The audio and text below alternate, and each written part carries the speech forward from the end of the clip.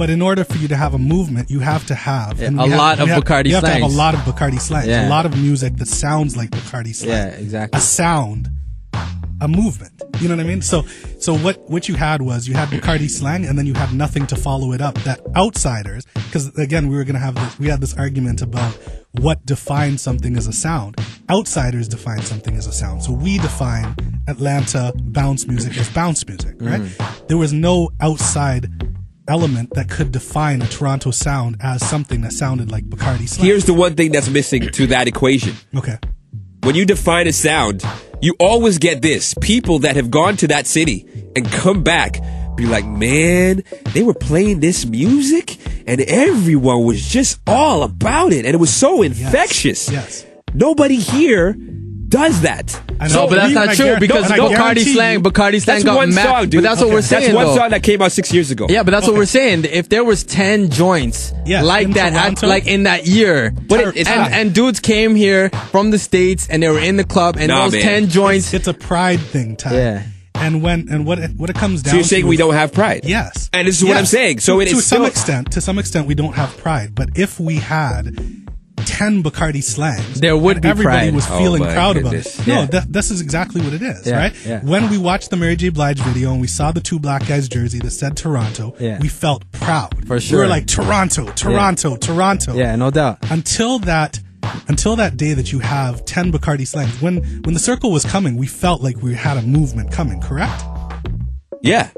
And if outsiders were like, okay, there's a Toronto sound, and that Toronto sound is the circle, and Toronto having the self-esteem issues that it has, looked at it and said, oh, outsiders are recognizing that Toronto sound as a Toronto sound, we would have backed it as well. Yeah. And the DJs would have backed it. But you're flipping it the wrong way. Like, you know what? No, because when you go to Mississippi or Atlanta, they truly, hold on, they truly, like in the deepest sense, don't care about what's happening. And this is what we don't have. They were isolated long enough. They were isolated long enough to be like. But they have BET too. No, but they were isolated long enough to say Mississippi, and they were almost. But they got BET too. They were almost anti-culture. They were like, yo, we don't want to hear about New York. This is Mississippi. But this is what I'm saying. We don't do that. We weren't isolated long enough to say, this is Toronto. This is our sound. So forget New York.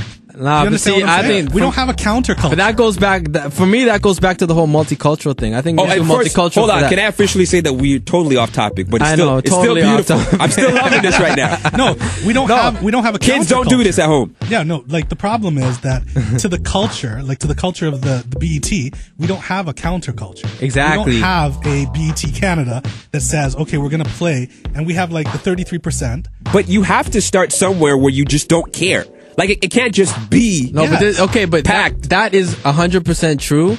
But like I said, it's not here yet because we're all different. We all like different things. Yes. And when you go down to the South, there's a large population of people. We don't like different things. See, it'd be different if you showed me like a diverse amount of people that liked Mayhem Moriarty and liked Cardi, but then liked, Swollen Members. That'd be different if everyone was kind of. Does the population allow for it though?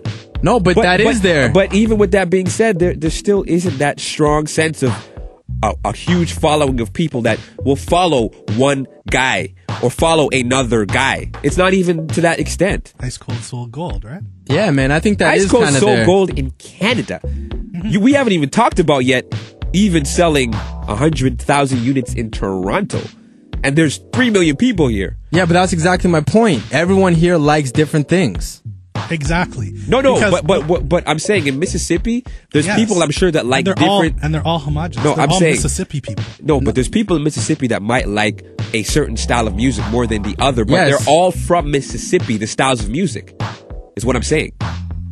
Okay, sure, but even with that even being said, the bottom line is that there is a large population of people that likes one thing. And so they have the power to move one sound. Exactly.